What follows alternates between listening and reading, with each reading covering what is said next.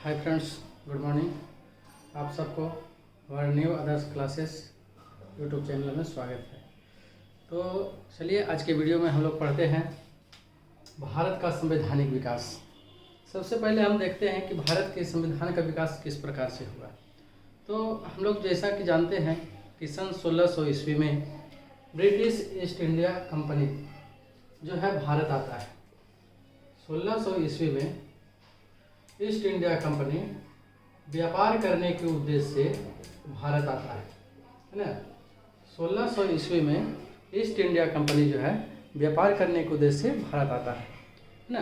ये east India company जो है उस ब्रिटेन से एलिजाबेथ प्रथम जो वहाँ की महारानी थी, एलिजाबेथ प्रथम, उससे आज्ञा पत्र लेके आदेश पत्र लेकर है ना 15 वर्षों का व्यापार करने के लिए भारत आता है।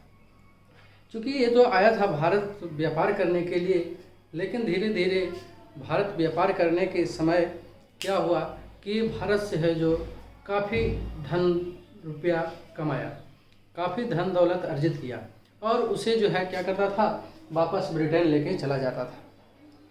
तो कुछ समय पश्चात जब 1757 ईस्वी की प्लासी की लड़ाई और 1764 ईस्वी की बक्सर की लड़ाई, 1757 ईस्वी की प्लासी की लड़ाई और 1764 ईस्वी की बक्सर की लड़ाई के पश्चात क्या होता है कि बिहार, बंगाल और उड़ीसा की दीवानी इसे प्राप्त हो जाता है ना। जब उड़ीसा की दीवानी इसे प्राप्त हो जाता है तो सन 1765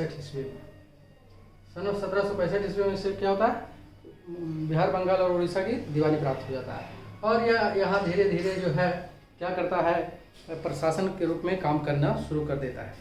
और हर 15 साल के बाद हर कुछ समय जब आदेश पत्र के अनुसार जब समय पूरा हो जाता था, उसके पश्चात वो पुनः ब्रिटेन की संसद से आज्ञा पत्र लेकर, आदेश पत्र लेकर जो है भारत में बना रहता है।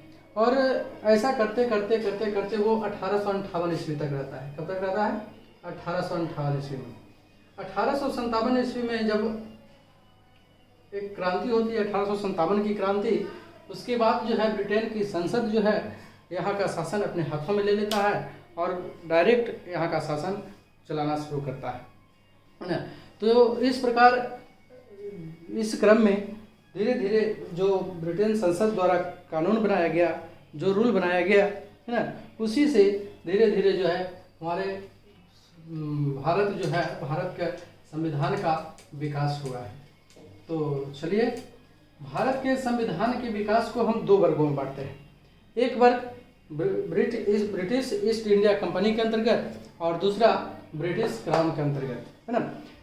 ब्रिटिश ईस्ट इंडिया कंपनी के काल में जो रूल रेगुलेशन बनाए गए है ना, उसे हम एक्ट के रूप में अंतर्गत रखते हैं, माने धारा के अंतर्गत, चार्टर के अंतर्गत।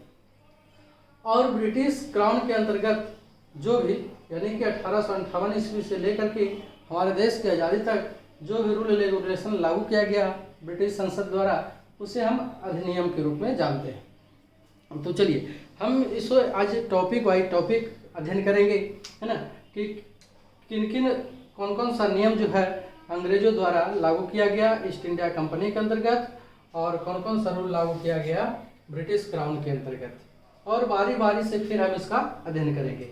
ये सारे के सारे टॉपिक जो है हमारे लिए बहुत महत्वपूर्ण है। ये सारे के सारे टॉपिक से किसी न किसी एग्जाम में प्रश्न पूछे जाते हैं। तो चलिए देखते हैं। ईस्ट इंडिया कंपनी के अंतर्गत 1773 ईस्वी में एक रेगुलेटिंग एक्ट पारित किया गया। उसके बाद 1784 ईस्वी में ईस्ट इंडिया एक्ट पारित किया गया। उसके बाद फिर 1793 का चार्टर एक्ट, 1813 का चार्टर एक्ट, 1833 का चार्टर एक्ट, 1853 का चार्टर एक्ट। इसको याद रखना बहुत आसान है ना। वो हम देख रहे हैं क्या है कि 1793 से लेके 1853 ईस्वी तक प्रत्येक 20 वर्ष में, कितने वर्ष में? 20 वर्ष में एक चार्टर एक्ट लागू किया गया है।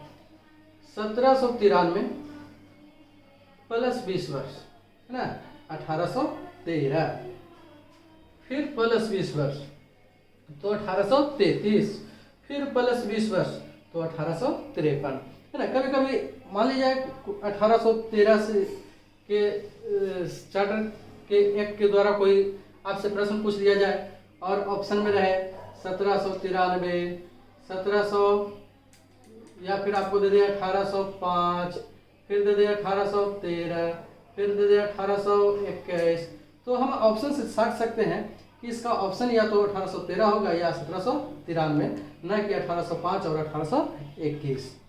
चलिए, उसी प्रकार हम देख सकते हैं कि ब्रिटिश क्राउन के अंतर्गत भी बहुत सारे रूल रेगुलेशन लागू हुए, जिसमें प्रथम है भारत शासन अधिनियम 1858, दूसरा है भारत परिषद अधिनियम 1861, तीसरा है भारत परिषद अधिनियम 1892, चौथा है भारत परिषद अधिनियम 1909, भारत परिषद अधिनियम 1909, है ना, 2 बार लिखा गया है भारत परिषद अधिनियम 1909, उसके बाद है 1919, उसके बाद 1935 और उसके बाद 1947। अब इसके बारे में हम लोग बारी बारी से अध्ययन करेंगे। तो आज की वीडियो में इतना ही पढ़ना है, ये सारे के सारे जो है आप लोग ध्यान में रखेंगे, है ना। चलिए, आज की वीडियो में बस इतना ही। वीडियो पसंद आने पर लाइक करें, शेयर करें और चैनल को सब्सक्राइब करें।